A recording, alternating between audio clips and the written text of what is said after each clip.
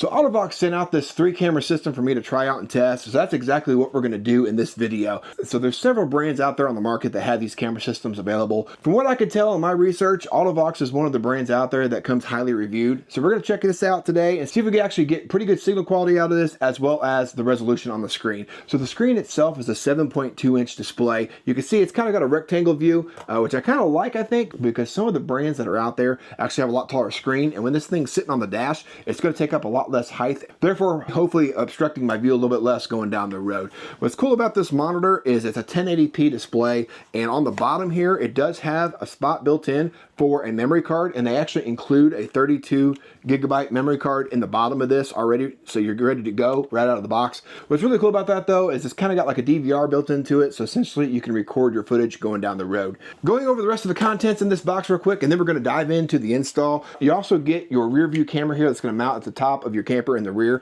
Now this is basically set up to wire in place of the Furrion camera, or at least in the prep package depending on your camper and what it came with. But if you do have one of those Furrion prep packages, this thing should be a pretty easy install. It should actually utilize all the mounting holes for that prep system, as well as be plug and play when it comes to that part. Now when it comes to the side cameras, because it's a 3-camera system, you have a right side camera and a left side camera. Now this part's going to take a little bit of wiring, but honestly should go pretty smooth. It's basically just going to tap into your marker lights that are on the side of your camper. You have 2 leads here that'll tie into the running light wire once you get your marker light off. One's going to be for the camera itself, the other will be for the LED on the front side here. So this shouldn't be too bad either. When it comes to the antennas, you have 5 total that come with this. You have the 2 that go on top of the screen, the little stubby ones like so, and then you also get 3 of these antennas here. Now one of these is not like the other, so essentially these 2 here are the side marker ones. They have a little bit more length right here, and you'll notice right away that the one I've got mounted on my camera already is a little shorter,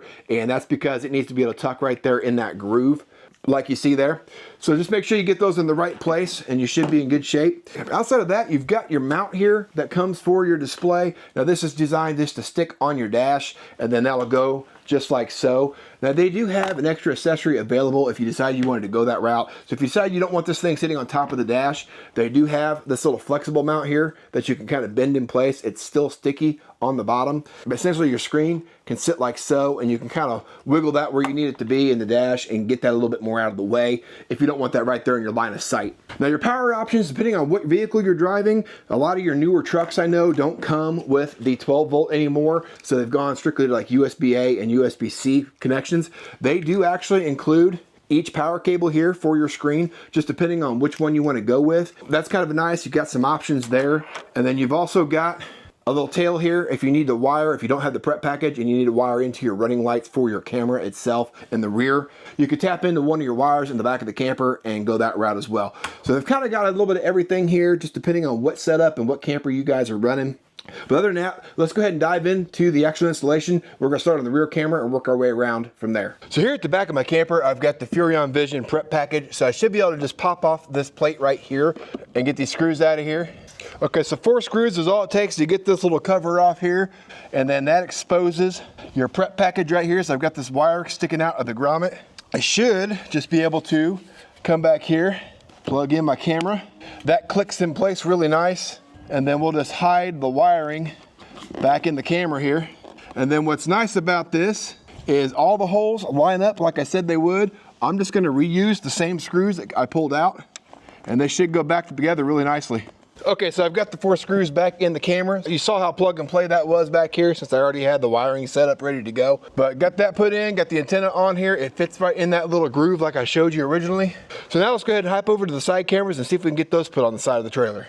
So here at the marker light now, let's go ahead and get this amber lens popped off. We'll get the screws out of this, see what we've got to work with, and then we'll figure out how to get that camera on real quick. So basically what you gotta do to pry this lens off is take yourself a little small screwdriver like so, get in here next to it and just kind of pry it apart. And once you get your screwdriver in there, just gently twist, the little amber lens pops off. So now it looks like we've got 4 screws on this as well. So go ahead and get these popped off of here. So So now that we've got this all disassembled, we can see what we've got behind here. Now, depending on your camper and how old it is, yours may or may not be as clearly labeled as mine is. If your wires don't have these nice fancy tags like mine have, you'll want to go through here with the multimeter and check your wires to make sure you know which one's which. One of them is going to be labeled, like in my case, the trigger signal wire.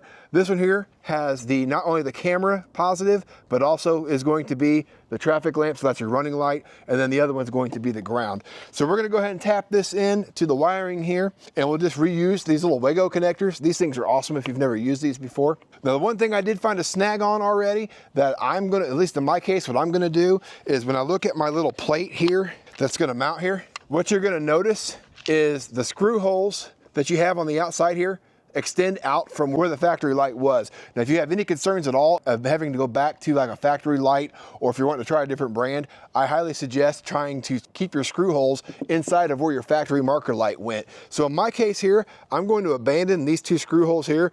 I opted to go ahead and drill my own screw hole. I'm just going to use a flush head screw, that's a wood screw, and I countersunk it. So now when I put this in here like this, I can cover up the existing holes that were already there. I'll put a couple new holes in, but they're gonna be behind the lens here. So if I ever go back to a thinner marker light again, I won't have to worry about having holes out here that I can't cover up anymore. So just a little tip I'm gonna go with, you do what you feel like is best for you and your installation, because obviously these things come in all shapes and sizes. So with that being said, I'm gonna go ahead and clean off my sealant here, get my plate mounted, and then we'll get the camera and the marker light back on here, and then we'll hop over to the other side. Okay, fast forward a little bit. We got the sealant cleaned off the side here. I got the mounting plate put up here. As I mentioned, I went ahead and drilled and countersunk my old hole here, and that will now lay inside of the footprint of the old light, just in case I ever want to go back to factory again. And then I was able to utilize one of the existing holes, and I had to drill one new hole here. So it should be no harm, no foul. If I decide to ever go back to stock or try something different, I am good to go right here now. I got all the wiring done as well. We're gonna go ahead and tuck this back in the hole,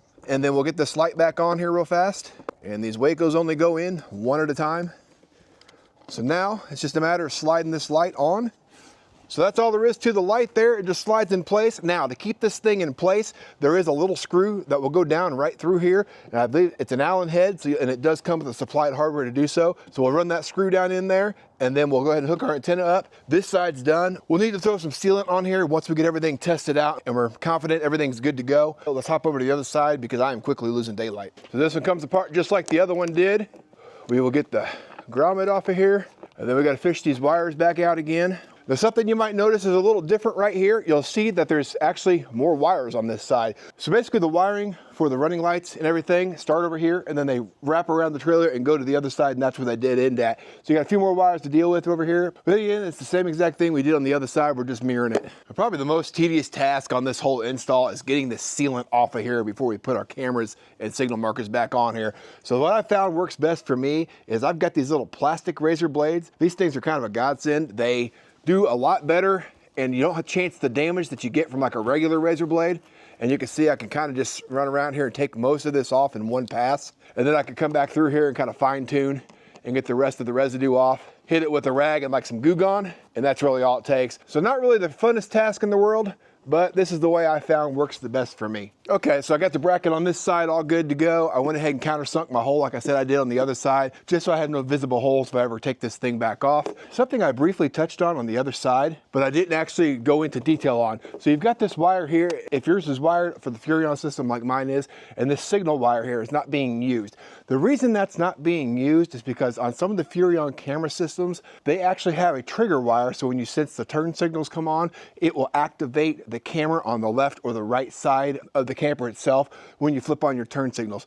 For this particular system that we're putting on today, I don't have that feature. All the cameras are going to be visible on the screen at all times. So that wire there, I just kind of zip tied to the other two just so I don't lose it inside the camper wall if I ever need it. But that way when I pull it out, it'll still be there. But that wire there, like I said, just cap it off or put a little connector on there like I did here, and that wire does not get used. So let's go ahead and get this thing on here real fast. By the minute here, I'm losing daylight really fast. I want to get these cameras tested real quick though for the evening, and then tomorrow we'll take this thing out on a test drive and see how these cameras actually operate on the road and see if we can do some backing with it and see how good the quality is. There's something that's also kind of cool, real quick, to test these lights out to make sure we got them wired correctly. If you've never done this before, you can actually jump across your 7-way here with a 10 amp fuse. So if we take it right where basically the little ridge is right here on the top, and we just push this in like so, you can see all of my running lamps came on all the way around the camper. Now what's kind of cool about that, if you're on a campground and you wanted to be able to use this monitor inside the camper,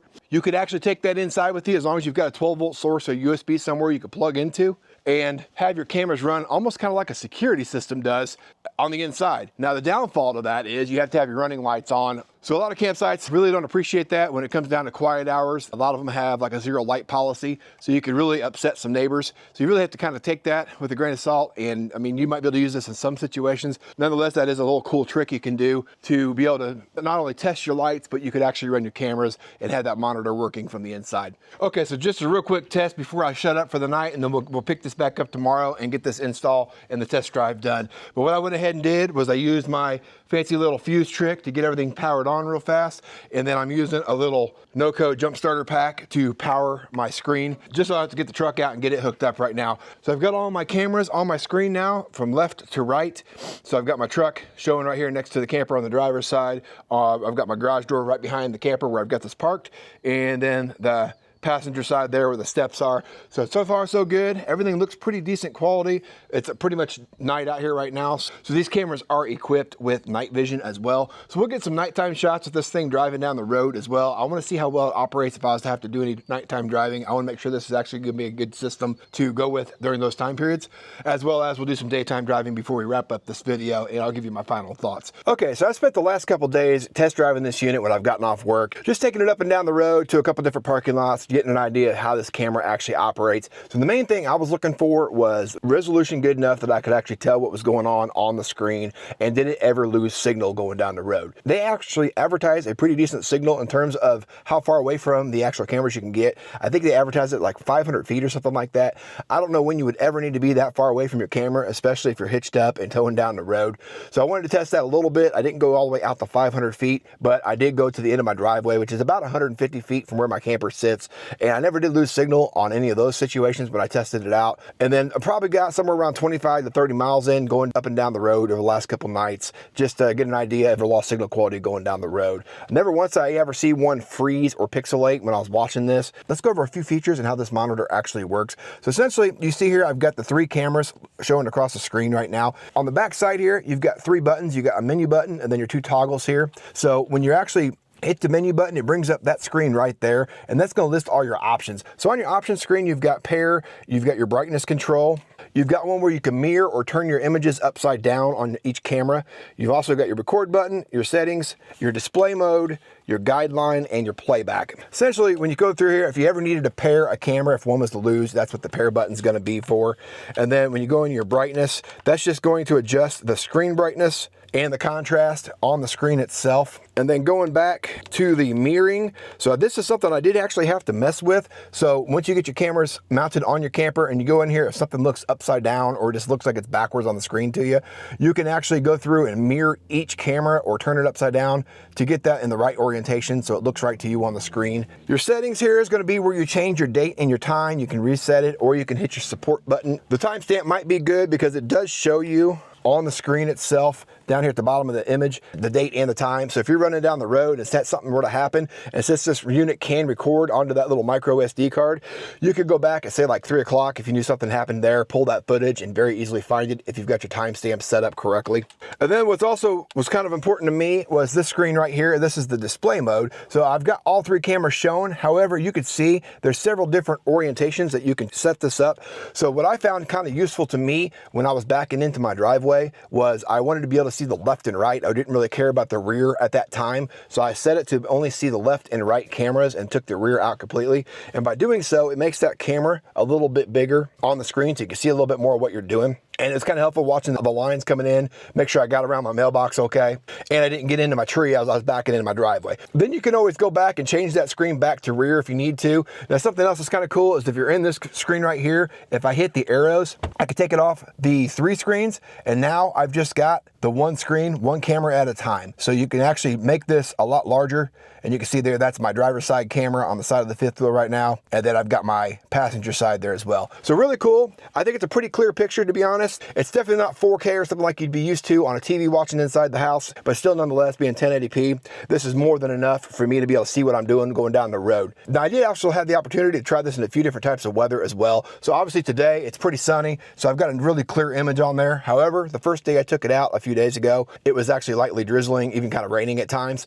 and I was wondering if it was going to kind of blur the screen, and in all honesty, it did a really good job going down the road. I didn't really notice any resolution issues with the rain hitting the cameras like it was. So still be able to see really clear even on those rainy days. And then also the very next night I took it out once it got dark, and I was really curious how this night vision was going to work. I haven't actually pulled my camper at night before. That was the first time for me. All my camping trips have always been in the daylight. So taking this out in the night with the night vision cameras, I'll throw some footage on there now of what that looked like. I was actually pretty pleasantly surprised. Now I live out here in the country where there's not a lot of street lights and just readily light available. So going down the road, if someone's porch light or something was on as I was passing them, the camera does a little bit better when there's just a little bit light somewhere out there that it can pick up. However, if you're going down the road and it's extremely dark, there's no lights in sight, you can still pick up the edge of the road, you can pick up a lot of the little things, but you get a lot more detail if there's some kind of like an ambient light somewhere that you could pick up, that the screen's gonna pick up, and that helps it out quite a bit. I did also notice if you go by a house that has quite a bit of light as you're going by, the camera will actually switch back to color for a second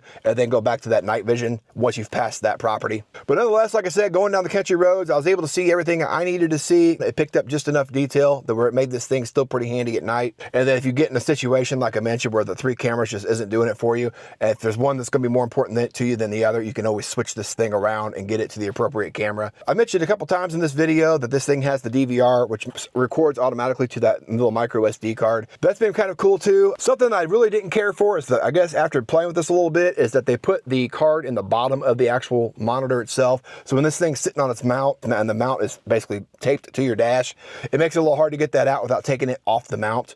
Had they put this on like the side or on the top of the actual unit, I feel like that would have been a little bit better place. It's a little more accessible without having to take your monitor off the mount every single time. That's really the only thing I think I can really find to nitpick on this thing. Otherwise though, something else that's really cool about this is with the cord here. If you plug it in on USB or on using the 12-volt adapter, it's got an on-off switch on there, and then that's also got adhesive tape on it as well. So you can essentially kind of almost permanently mount this in the vehicle and have that on-off switch where you can just click it as you're getting in and out. And then when you also take that little micro SD card in the house to pull the footage off of it, the file format that they use on that is a .avi file. Depending on which media player you're trying to use on your laptop, it may or may not play. I know I was trying to pull it and use it on QuickTime at first, and that .avi format was not supported, so I had to use L-Media to be able to pull these files and actually play them on there without having to convert them or using something like that. So just keep that in mind. It's a .avi formatted file, not a .mp4 file. But nonetheless, as long as you got the right player on your computer, not a big deal. You can still pull those up pretty quickly and get those watched. So if you're looking for a decent quality little monitor, check out this one made by AUTO-VOX. I think it's an extremely budget-friendly unit, and it's really going to do the trick for a lot of you out there pulling down the road. Hopefully this is somewhat helpful for you, and especially on the how-to section as far as how to install this thing. It's a pretty easy install overall. Appreciate you guys taking the time to watch. We'll catch you guys on the next video.